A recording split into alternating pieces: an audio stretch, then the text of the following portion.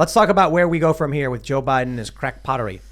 MSNBC's Eugene Robinson describes Biden's speech as urgent wartime address as network keeps evoking civil war. Shut up, Fox News. Network keeps evoking civil war. Civil war is trending constantly over the past several months. MSNBC's Tiffany Cross has claimed it feels like the civil war is here. In fact, she said more than that. They have a video clip here. Let me see if I believe this is the one. Maybe it will play. Maybe it won't. All right, let's. Every time. Well, because we were listening to music before we have the show. listen parties before every show. There is no let's deal with the rhetoric. At this point, I do think we have to have serious conversations around preparing for actual violence. People keep saying a civil war is coming. I would say a civil war is here. And I don't mean to be hyperbolic. We can look at what has happened just in the past week alone. Since all this has happened, we've had 2 people try to declare war with FBI field offices. I don't think at this point we're going to all pack up our bags and go home and sing Kumbaya. She's right. Yep. She's 100% right. It doesn't matter what side you're on or who you think is factually correct or morally correct. What matters is that there were people going to FBI field offices. One guy tried to break through, and I said, yeah, people are getting violent. You know, these things are happening. And even it was Eric Weinstein. What is this? Autoplay video. Boo. Oh. Eric Weinstein said he doesn't see a path out of this. And I'm like, you know, with like that's great. I've been saying that for a while. And I don't mean that as like a dig at him. I'm like, even he's now saying, you know, even Joe Rogan is saying, I think Tim was right, a civil war is coming. Even Eric is saying, I don't see a path out of this. I said that a year ago. I mean, violent crime has been on the rise for the last 2 years. I think, I have to look at the numbers again, but I think it coincided before the pandemic, was exacerbated by the pandemic. We obviously saw the summer of 2020, which was marked by violent riots. You know, it's hard to say whether the civil war is coming or we've been slowly drifting into it for some time. I think people expect there to be like a referee whistle and for it to be like, and we've begun. And that's never in history ever been the case. Even Fort Sumter, they didn't know if that was the start of a civil war or not. They were shooting at each other like, well, you know, this could be nothing. We don't know. And people can't see the forest for the trees. Yeah. I'm looking at this quote from Joe Biden last night. We can't allow violence to be normalized in this country, but violence has been increasingly normalized in this country for so long. I mean, by him. Yeah, and how many times do we have to see like random person stabs elderly woman on the streets of New York before we see that violence is happening on so many levels of our society in a way that we're not used to? Can we get a Joe Biden clip where he's standing in front of the red, you know, shaking his fists? And then we just have like one of these lefties going, are we the baddies? Yes, you are. It's you. Cheering on law enforcement and governmental expansion and violence against regular people. You know, I want to give a shout out to these left commentators, the social commentators, who are cheering on Joe Biden right now, who cheer on Antifa. Because when Antifa went and smashed the windows of the working class throughout a bunch of cities in this country, they cheered for that. That makes you the bad guys. Like, you know, if you want to talk about evoking history or invoking history, then Kristallnacht, sure. You are the guys who went around smashing up everyone's windows. And guess what? You did it in black neighborhoods. There's viral videos of people in black neighborhoods begging Antifa to stop destroying their homes. But whatever, you didn't care, did you? So you know what? When these people tweet, like Ben Shapiro tweeted, you know, Biden's gone crazy, and then I see Hassan and Vosh, and they're like seethe and laughing about it. It's like, yes, you guys, they're evil. They don't care that Antifa went and destroyed the lives of working class people. They're in favor of the elites and the system. I mean, Hassan bought himself a multi-million-dollar house while claiming to be a socialist. Bravo, good sir. That's the grift. That's the racket. You've done it very well. So when the lockdown started, I want to give some context to this. When the lockdown started, the first thing that my wife and I did was go to Home Depot and buy plywood to board up the front windows on our Capitol Hill home, because I had no idea what was going to happen. But my theory was that if you lock people up and you tell them that they can't go to work and you tell them dictating every aspect of their life, things are going to get violent. And that's precisely what happened. Maybe it was orchestrated, but I think another theory about what Biden is trying to accomplish, and I think this MSNBC clip proves that, is that they want someone to take the bait. They want to be able to point to some MAGA guy that goes too far and gets violent so that their narrative completes, right? Yes. See, I told you they were going to get violent. So another way to think about that speech is, let's goad them into doing something stupid. Yes. And then that's our narrative for the election. Yes. I like that theory because it seems like social chaos is brewing as a result of the lockdowns. Since September 11th, 2001, people have been out of their mind pointing the finger at who's at fault. But like, it seems like an emergent phenomenon that it is a violence of desperation, and that to acknowledge that would be like, well, we've been riding off the back of the Federal Reserve for 120 years. This is what happens when you defer your monetary responsibility and let people print your economy into oblivion. Yeah, well, just think about all these things, what they've done to children, and all of the developmental damage by not being able to go to school or masking, all of the people that died because they weren't allowed to go to the hospital, and maybe they died of cardiovascular disease, maybe they died of cancer, maybe they couldn't say goodbye to their parents who were dying. The list goes on and on, these inhuman indignities that have been imposed. And fair or not, and I think it's fair, the Biden administration, the Democrats, MSNBC, the lockdowners own this problem. So they have to come up with something else, because they're not going to win on the health of the economy. They're not going to win on, even though they say so, they're not going to win because they opened the schools, because that's a lie. So what are they going to do? They're desperate, and they're trying to stoke civil war. It's disgusting. I think civil war's been here for a while. And I think what we're seeing of them has been an increasing desperation because they've been losing.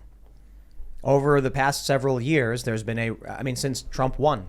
No, before that, I think it was even since Obama was president, because it's a global civil catastrophe. We're in like a global civil uprising where a new government's attempting to form a one new world order, they're calling it. Yeah. And Obama signing the Trans-Pacific Partnership, like getting on board with selling out to the Malaysian oil companies, was part of it. It's like creating this corporatocracy, but Trump was very against that, and so was Bernie Sanders, which is kind of why he got snowballed by the Clinton campaign.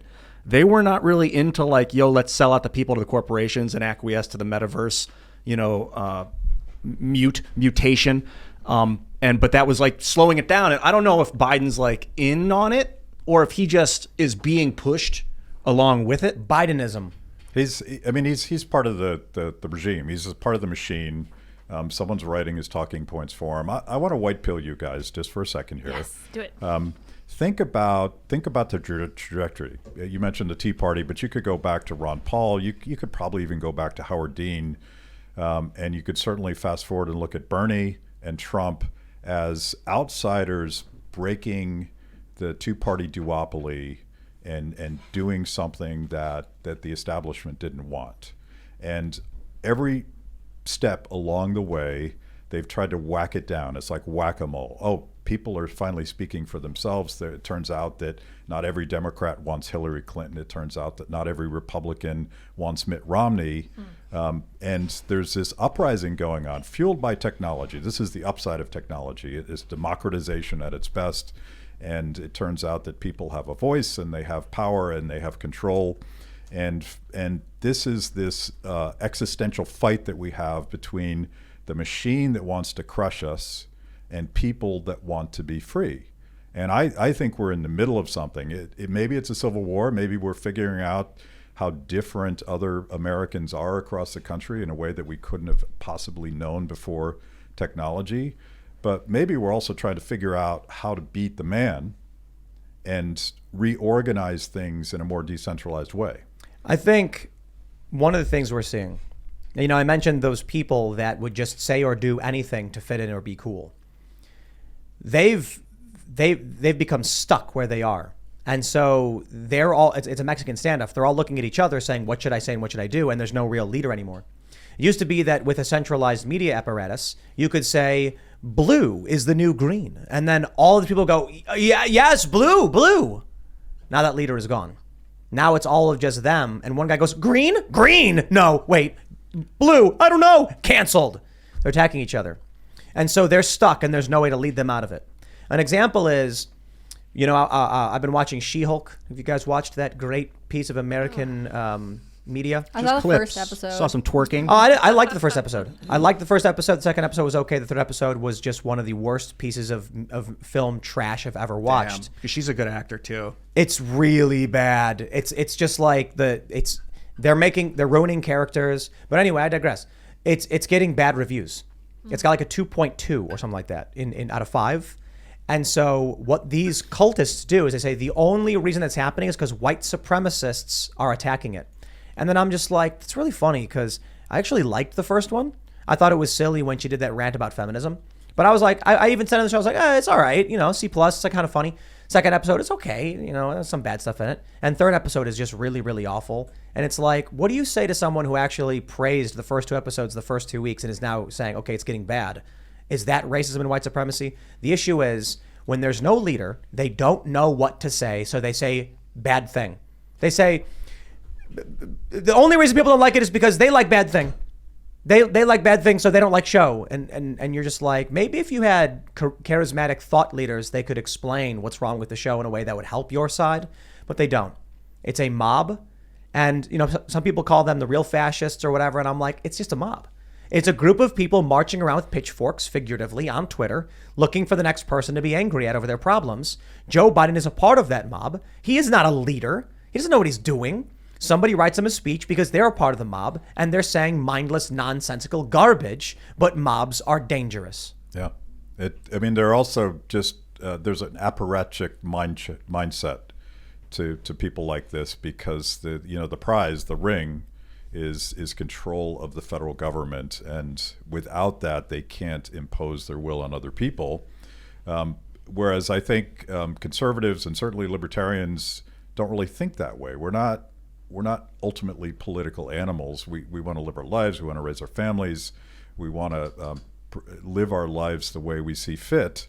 And I think that's sometimes a disadvantage when so much power is concentrated in Washington, D.C. Apparatchiks win, and people that want freedom don't even understand what they're doing, so that the language is foreign. Like, what are you guys even saying? It's hard to even understand what they're trying to say. I think they're trying to get you to agree with them by using the only thing they know, which is fear. So they're saying like, well, only white supremacists criticize She-Hulk. So therefore, if you are going to criticize it, know that you are equating yourself to that ideology. And so in turn, if you don't want to be outside the group, you start to be like, well, I kind of like the costumes in She-Hulk. And even though you didn't actually like it, you feel like you can't publicly talk about it. Otherwise, you are equated to the worst of the worst. It's like the show's bad because the writing is bad. The jokes don't make sense. The characters are being ruined, like Wong. He's in a bunch of movies. He's a great character, and they turned him into a joke. Like, he's disheveled. He shows up late. He's committing crimes. I'm like, what is this? What are they doing to these characters? But the CGI, so bad. Yes, but bad is an understatement. It's worse than Shrek. People are like, Shrek level CGI. I'm like, no, man. The way they're like walking and jerky and their mouths are moving like this when they talk, I'm like. It reminds me of Sims. The computer game? Like, it looks like early animation of Sims, like in the worst way possible. And this is like a multi-million-dollar production, right? You know what I think? I think when you're a part of a mob, they may be able to. A mob can break into CNN, but they can't make the cameras operate. The cameras may already be turned on when the mob breaks into the CNN, headquarters. So they can move the camera around and point it, and that goes out to the world. But eventually the camera stops working and they start scratching their heads. Then someone comes in and they're like, let's do this. And they press power. The camera starts working, but not working well. And they're like, okay, I got it. That's what it feels like. Like a mob broke into the studio, and they don't know how to work anything. And I think merit is being shut out. But we're doing our own things. That's the danger of corporatocracy, is that merit gets shut out and wealth dictates who gets to make the decisions instead of the most intelligent or the most resourceful, which is what republicanism is so great for. So that the merits of the human are what lead the way, not the bank account. Well, I mean, is it wealth, or is it wokeism where who you hire is not based on the people that could actually make a good movie? Right. I think that's what you're describing. Oh man, remember when Star Wars was completely destroyed, and then it was completely destroyed, and then it was completely destroyed, and every step of the way they just completely ruined the IP. Like the prequels, it's like, okay, whatever. They really ham-fisted it. It's like, why is C-3PO and R2-D2 here? That's Anakin built. See, that's weird. But fine, whatever. We all had a good laugh. We enjoyed it. Then they started making a whole bunch of weird garbage, and then the sequel movies were just nonsensical garbage. Rian Johnson, who's super woke, just totally ruined it, and he brags about how proud he is, but he legitimately ruined it. The rate, it's dude, George Lucas sold out. He sold Star Wars to Disney. He sold out. That was his IP. Freakish. Well, good for him. No, not I'm good. just Not saying- good. He ruined it. He gave up and he ruined bro. it. First of all, forcing his own direction on it ruined it. George, you ruined the first episode 1. You ruined because you didn't let someone else take the reins for you.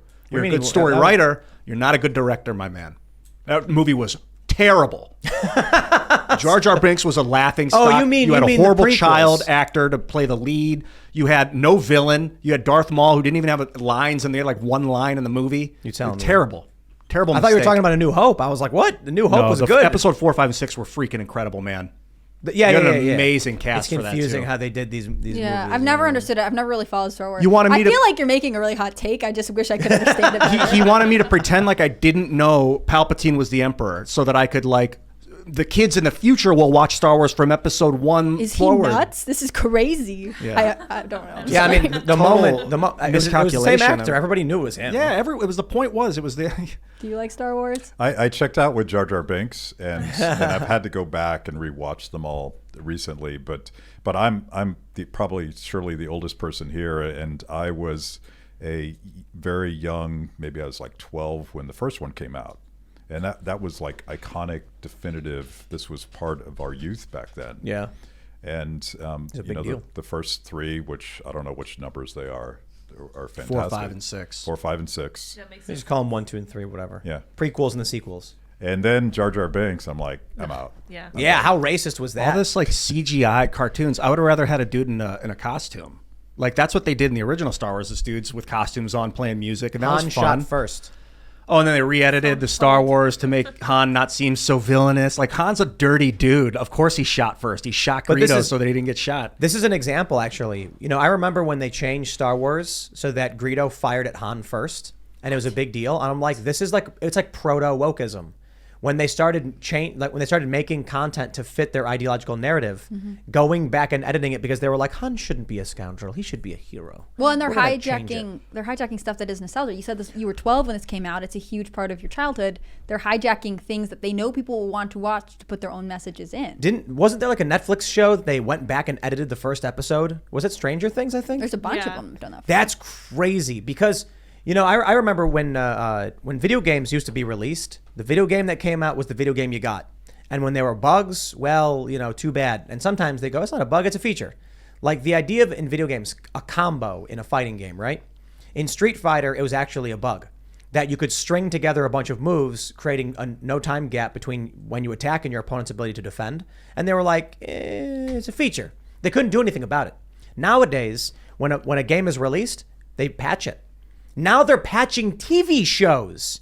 This is nightmare. Like time is gone.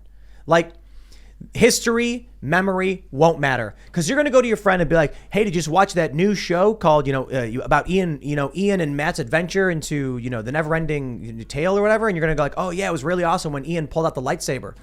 Lightsaber? What are you talking about? No, he had Excalibur. What? No, he draws a lightsaber, dude. I just watched it, bro. I watched it when it came out.